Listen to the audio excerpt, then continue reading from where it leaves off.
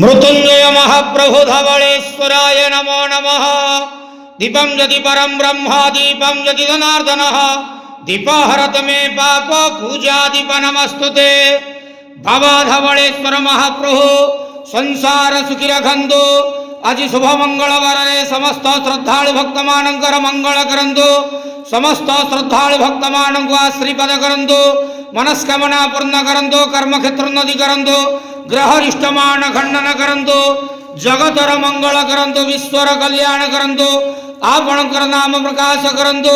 समस्त गुआवसा भक्त मानकर मनस्कामना पूर्ण करंतु। हे बाबा धवलेश्वराय नमो नमः। संसार सुखी रखंतु आनंद गवार।